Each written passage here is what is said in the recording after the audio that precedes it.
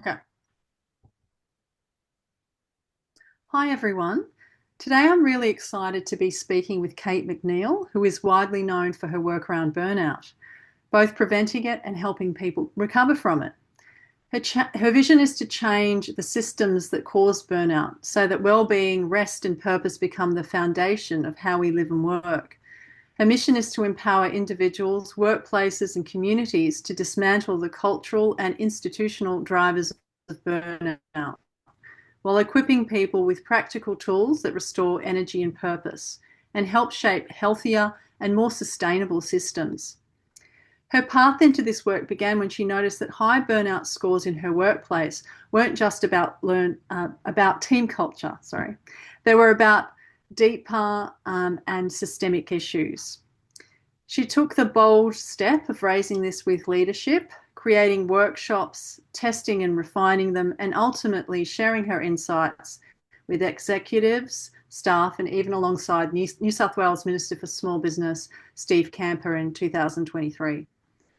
With a truly multidisciplinary background, an economics degree majoring in government, training in acute since 2013, and most recently a graduate diploma in psychology, she brings a unique mix of systemic thinking, energy work, and psychological insight. What I think sets Kate apart is her focus on root causes. In organisations, she works at a systemic level while also helping individuals build energy, ownership, and interpersonal skills, the very skills that make businesses stronger.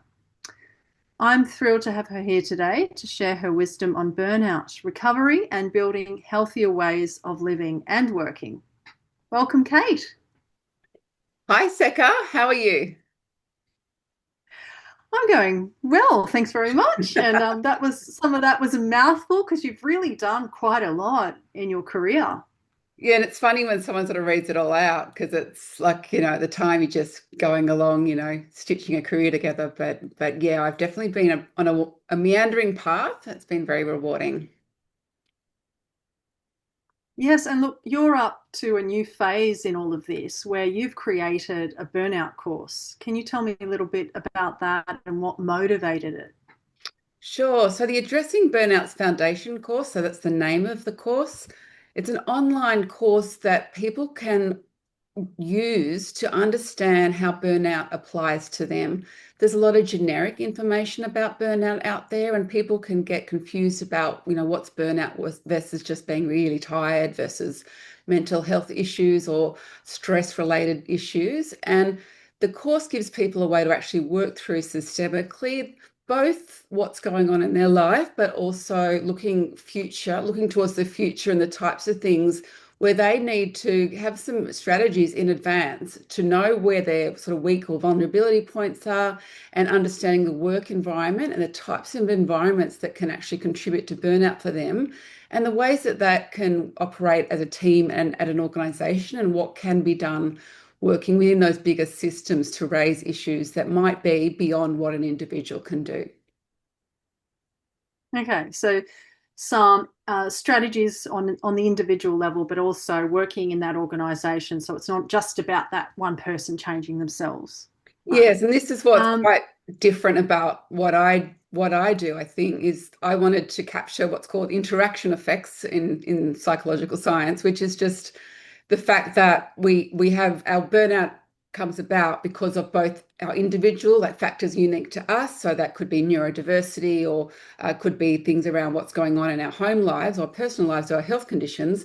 But then how does that interact with the work environment, which could be certain types of management styles or organizational pressures or economic change? So looking at how those two things actually interact rather than just looking at the person or just looking at the system. How does it work together? yeah, that does sound like it's a unique course because you can often see a lot of burnout material out there is just for like, what can I do? What's my change Mm. that I need to implement? So I'm curious about how burnout has actually affected you on a personal and professional level. Like, do you have a story that sort of started all of this? I don't know when it all really started. I did have chronic fatigue in my 30s, and that's what led me to Energetics, where I spent a lot of time learning energy medicine. And that was really just for myself because I couldn't get help from, I guess, traditional mainstream medicine. And I was really curious about what else could help me. And what's happened from that and from treating people with that modality is that I really can pick up and understand and work with energy in people. Now, if you put that together with, the economics, policy, experience, and psychology, you get an interesting mix, of my lived experience, of stories I can tell about, what I tried to do to cope with extreme tiredness while also having the financial pressures of having to keep a full-time job, how I managed the career transition when I realized I wasn't going to be able to stay in, policy advisory work with government long term, and then mapping that out to really understanding myself in a way that allows me to now see the environments where I really thrive and can bring my strengths to, and the environments where I need to be a bit more careful and a bit more armed with some strategies to make sure I'm looking after myself. So a lot of it has been, the study of starting with myself. But then the more I work with people, the more I get to see what's common, like what's common based on, evolutionary psychology and our instincts and stress responses, and also what's unique to people. And it's the bit about what's unique to people that personally motivates me, like really understanding their experience of different stresses in the workplace, but also burnout technically is a workplace term in the history of the term burnout. But we can look at people that might be carers. We can look at people that even are retired, but just do a lot of community work. So it's not necessarily just about workplaces either. Yeah, absolutely. So really the foundation was your own experience, but then as you started to work with different people, you kind of thought, oh, there's some patterns here. Mm. Yeah. So on that note, um, how does burnout actually compare to, when we define the terms? So Mm. tell me about burnout, stress, trauma, and depression. So how do you Mm. differentiate those? Yeah. Well, burnout has three characteristics. I'll just draw on the more academic sources here. The first one is tiredness, so chronic tiredness, which we typically would say is a 3-month period. Any condition that's sort of chronic is 3 months or more. And the second one is what's called a negative outlook or cynicism. So that's when we start to in burnout, people have really trouble. They notice that they have a more negative outlook on their situation and their ability to have agency or affect a change. So it really affects their thinking. And there's a bunch of cognitive tools that have come about just around that reframing or things where we can think about things differently and bring it back to our source and our motivation and our drive of why we are working or why we're doing what we're doing. The third part is called reduced effectiveness or productivity. Now, that is a workplace term because workplaces love to report productivity. It's also, in a more personal level, it's not being effective in matters that matter to you. So it could be things around, not being able to develop a relationship with your children, or anything where you're really trying really hard to do something and you're just not seeing any result. Similarly, it can be for people working in what are called like dysfunctional systems, which we widely know there's a term, dysfunctional systems, where they're working really hard. So I particularly, I'm very, focused in part on medicine and healthcare and frontline workers, where it's just a constant barrage of, trying to go against the system or make the system work for people and having that pressure on the front line. And similarly, though, you've also got knowledge workers and the amount of information and cognitive overwhelm and overload, even people in offices where jobs you might not think are so prone to burnout, but they really are. So that can be just, having so many emails that you wonder what you've done all day. You sort of end the day and you're just brain fried. So burnout can capture all those experiences. So it is those three things: the physical dimension, the cognitive dimension, and the sort of meaning or purpose or outcome dimension.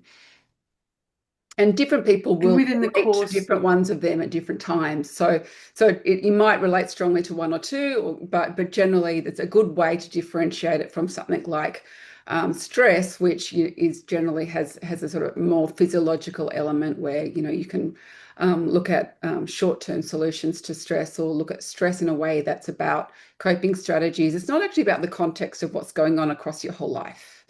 And you mentioned sort of depression as well. okay. So you want me to speak to depression, the depression part? Yeah, so I mean, Sure. yeah, yeah. I mean, I have, I've been diagnosed with depression. I've had bad depression at different times in my life.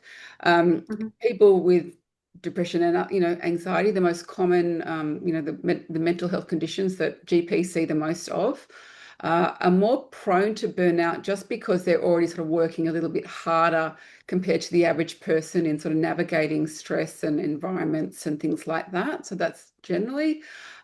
But we can also see cases where work and particular, types of work and industries creates or really is a contributing factor to a psychological injury, and that can be, linked to things like trauma and depression, and that's typically episodic or in the legislation and things like that. It's sort of defined a certain way, but I look at it like, if you're going through those other solutions that with depression. So if you know somebody's proactive and they actually have awareness of depression or that they're getting some support, but there's still, you're solving for that, but there's still this kind of what's going on in my life, a bigger story where they're really detached from purpose, then some of those things like getting exercise and eating well and sleeping well are incredibly important, but there'll be a missing link for somebody, and burnout gives you that way. The way I work with burnout, it'll actually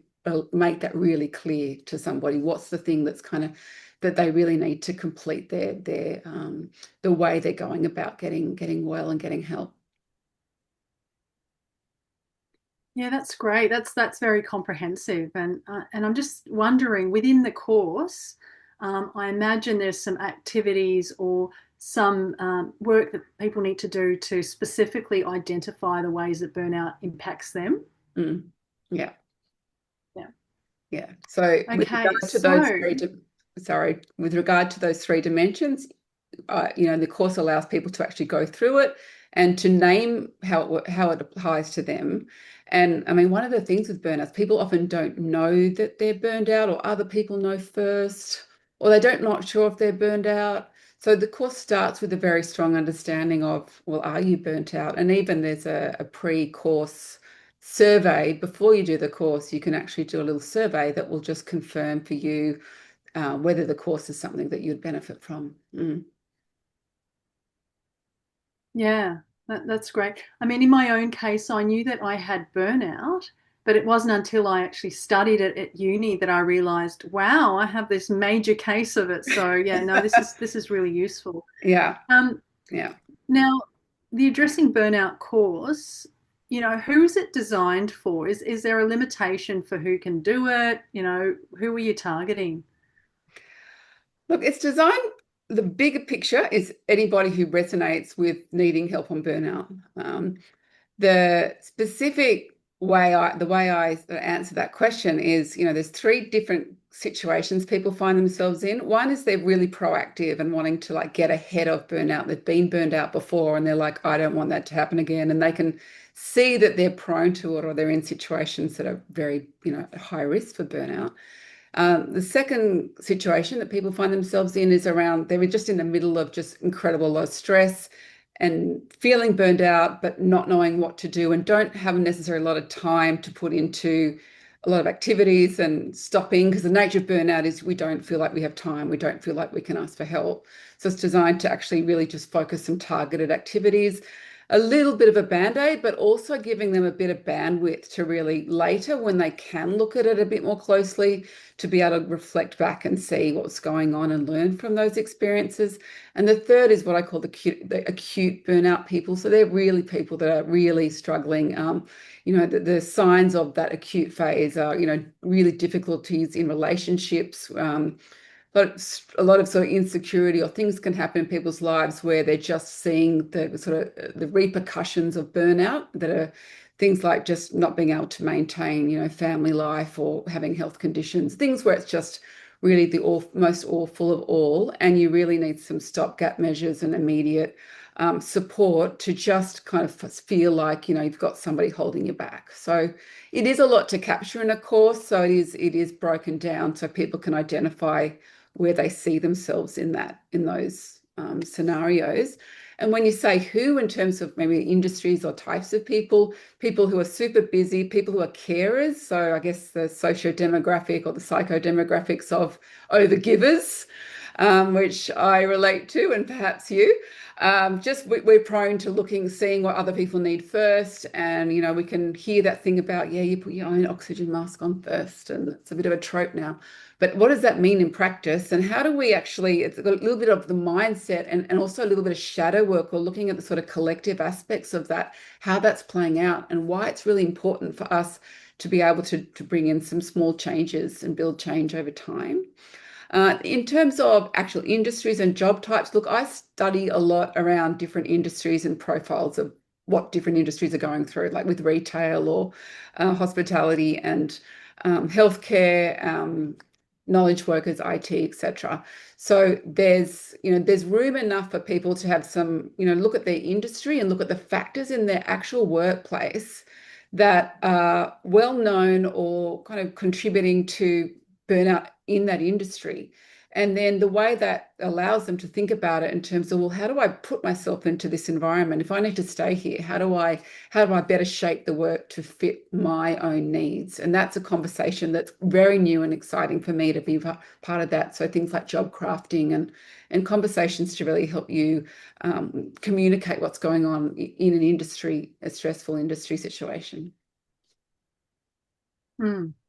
I imagine as well that if someone in a particular role within a particular industry has these sort of commonalities where you've researched and you've been able to identify that knowledge workers have Yeah.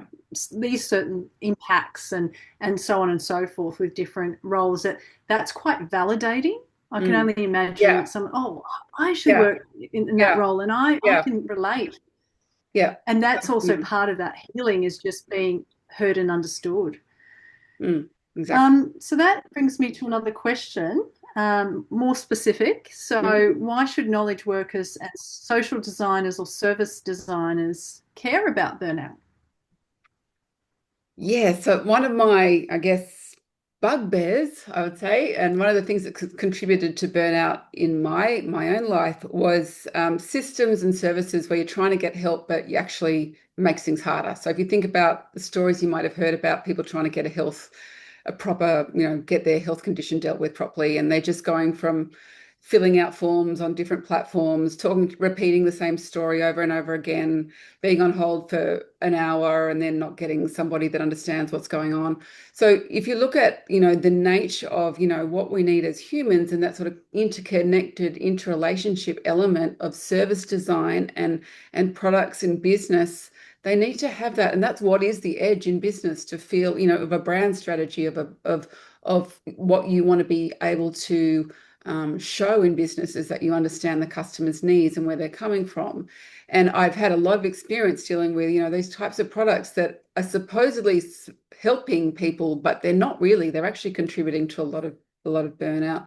And some of that, for example, would be like the IT, particularly in the IT field, like particularly when working with big IT companies and you've got pressures to sort of build and launch and release and develop, but you're not really getting the customer feedback on actually how that's experienced. And then, over time, it gets actually more harder for those people, like product engineers and designers, to be able to say, hey, we can't actually work in this space because of what's called digital debt or the legacy issues in an organization. So that's one example. Does that make sense in terms of your question? Yeah, yeah, Mm. yeah, yeah. It's fairly complex, isn't it? So, Yeah, yeah, it's interesting because burnout's thrown around in pop psychology, and yeah, I remember doing a course where the lecturer sort of said, burnout is, self-care is not just where you just have a glass of wine and have a bath. There's a lot more to yeah, it yeah, yeah. And to alleviate that's the burnout. debate on, So, how much do we have to, kind of how much next do we have to section. do? I don't know if that, Yeah. yeah, I was just, mm, So go on. okay. That's the debate about, There's a bit of a delay, those all watching at right, home. we'll have some effects. We'll have some like, sort of like, yeah, So jazz hands. Um, so your course incorporates insights about the role of culture, institutions, and community in burnout. Um, so I think you've kind of covered it, but just to go into it a little bit more, is the course focused more on individual coping or systemic cultural change? It is on the course is for individuals. That's the starting point. So it's for people that want to first apply it to them. So I guide people to apply it to them first before they then look at what's going on in what they might want to speak to in their broader environment. There is a debate, or it's sort of contentious somewhat about, individuals shouldn't have to deal with all these sort of social these system complex issues, but we kind of do because we are the ones who experience the consequences of them. And we have to start somewhere, but it's not the full story. So there's a webinar actually on my website that's called the Burnout Society, where I deep dive into that social, cultural, economic aspect, because I wanted to separate that out and really acknowledge it as a valid part of the problem. But it's also that realistically, we can't, you can acknowledge, we can all agree that these systems are causing the burnout, but what does that mean? What does that actually empower us to do? So it is important to be able to understand what in the society and what sort of social changes are affecting us for better and for worse. So some things are, protective and protective factors, or things that actually are helping us. But there's other things there where we just need to be able to name it and have that awareness, and then be able to look at it objectively in terms of, what are our choices around that, and how do we sort of feel empowered around that. And when we're strong in that, we actually can speak to that more broadly for others as well, if that's what we want to do. Yeah, it sounds like you put in a lot of thought about how to strike a balance between personal accountability and then identifying systemic and cultural Yeah, factors. yeah. Um, so then I feel like we've covered a lot about what's the theory behind it, what angle you're coming from, but Mm. how is it actually structured? So, Mm. like the modules, exercises, activities. Sure. So there's 7 modules, which each have a video and worksheets. And people that do the course can go through at their own pace. I suggest it's like about a week per module, but it depends on how much time you've got, and go through and do the written exercises. And the written exercises are reflections on the content in the videos, and there's some additional resources in there if you do want to, do a little bit extra. And the idea is that over the modules, over the course of the modules, you're starting from what is burnout, how does it affect me, and then going, okay, there's a emotional intelligence part, or how much do I know myself to see what's going on here? Then looking at some of the issues around like the collective and the stories that are going on. So the shadow work, or the things we can't see, we can't know about ourselves. And that's, I mean, I just caveat on that module. It's called the shadows, or burnout shadows, or the shadows of burnout. And that goes into sort of more mythology narratives, and all the different plays over time, where burnout is a bit like the hero's journey, or Carol Gilligan's work with carers, where developmentally we go through these stages where we have to go, hold on, what's going on here? I actually need to mature in a way to allow me to look after myself and others, and to know what I need, and then use that to guide my, work as well. So bringing in a bit of that sort of mythology and storytelling and narrative. For some people, they'll really like that. For others, it might be a bit left field. But then there's also going through continuing. We've got a bit on physiology, so the basics of the stress response and how that works over time to create that depletion where we accumulate stress, which then puts us in a very high risk of burnout. And, stress being something that's both a physiological experience, as well as, the stress of not having relationships or social supports. And then finally, the final modules are around how do we combine this kind of embodiment of feeling and tracking our body and knowing how we're feeling in different situations with the actual social environment we're in. And then what does that look like when we're picking activities? Because there's a menu of activities, and then based on what we've done earlier in the course, you will be able to go in and see, okay, this is the activity that will make the most difference. So if there's, 10 activities, you might do 2 or 3 for a while. You might look at something like the stress, the troubleshooting stress map, which is based on, I think it's what's called the perceived stress scale in psychology, like mapping out the things that are causing you the most stress and having a ranking system or having been able to track that and what you can do about it and who you need to bring into those Mm. conversations. And then how do you sort of go back and check up on yourself to see if it's actually working? So things like that could be, and those things can be done in, partners and in groups.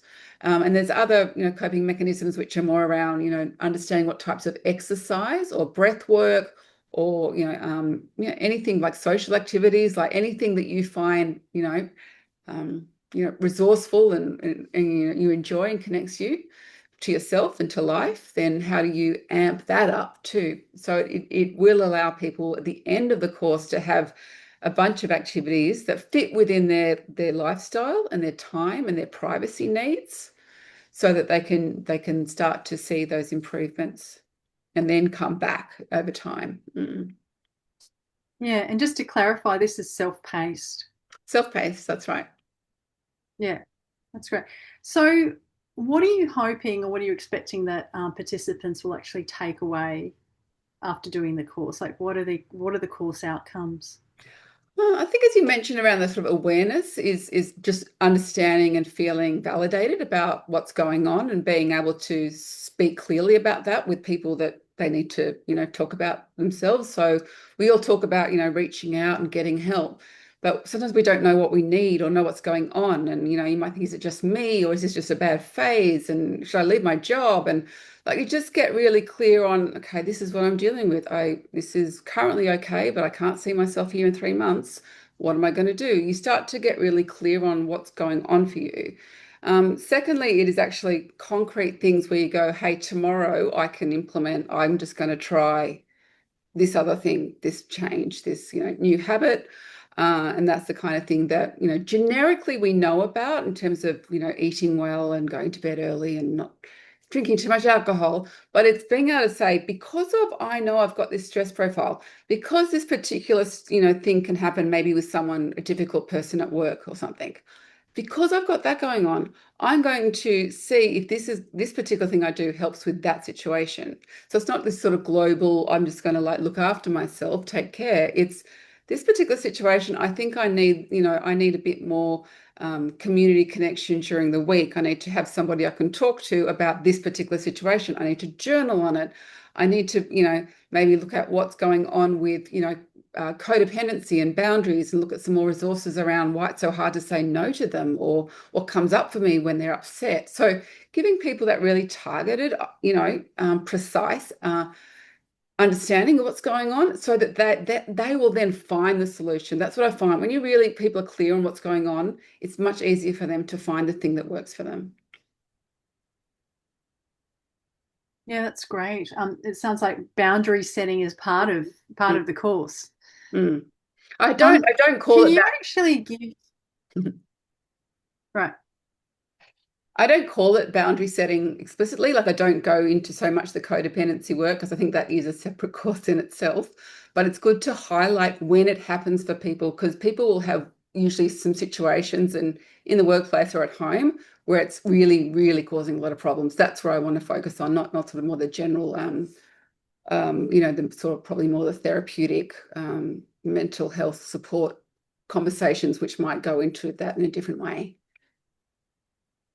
Okay.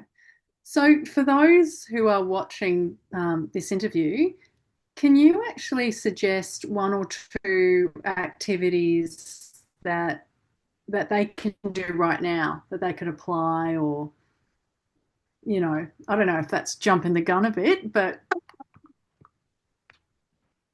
To do that, I have to think of some like generic person in my mind so I can say, okay, what is it?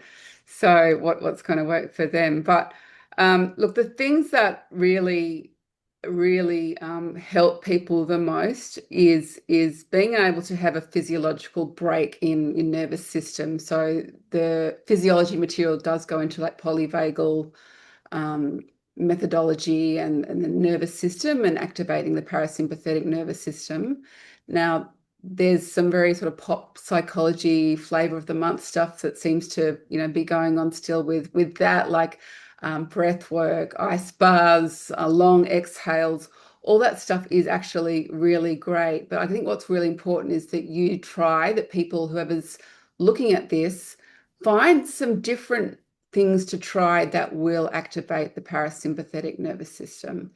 And if I say that more, than I want you to do 4-7-8 breathing 3 times a day at, for 5 minutes. I could say that, and that might be a really good, that would be helpful. That would definitely be helpful for anybody to be doing an active breath practice a few times a day, because it actually brings them back to, the most fundamental experience of life in the breath, and noticing how their thoughts and the breath are connected. And when they can actually slow down the breath, the thoughts change and the nervous system changes.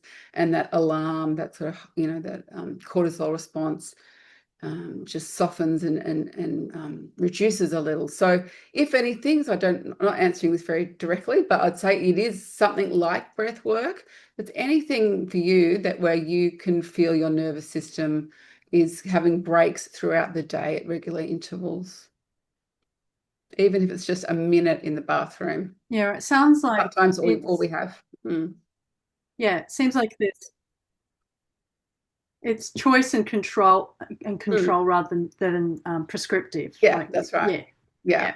And I do. So how do you actually access? Sorry, Ah, yeah, because um, there's a delay, viewers. There's a delay. We're doing our best, okay? um, so how do people access the course? So how do they get on and start Yeah. doing it? Because I'm Okay. sure everyone's going to drop what they're doing right now.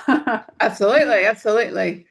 So, when we post this video, I'll put my website on it, which will have a direct link to purchasing the course. The website is www.katemcneil.com, and that will have also the Burnout Society webinar, and it'll have a free 20-minute consultation with me as well, and the survey that can help you if you want to actually see if it's for you. It's like a qualifier survey, just to be able to look at some of the definitions of burnout, just to get clear if you think it's something that you are actually experiencing. All right, that's great. You've given us a really solid overview of the course and who it's for and what they can expect. Thank you so much. And thank you. Thank you for your wonderful questions. And it always keeps it interesting when the tech throws in curveballs. That's it. Mm. Yeah, but I think we got the gist of it. So yeah, I look forward to talking to you next time Yeah, about burnout yes. and recovery, not just the burnout. Well, there will be more modules once now this is finished for me. I'm moving on to more specific, some specific issues that are also covered in the course, but deeper dives. So things like the moral injury and acute burnout and some other resources. So there is always going to be free resources on my website, and also some new offerings as well. But thank you. Great. Thanks so much. Okay. Bye.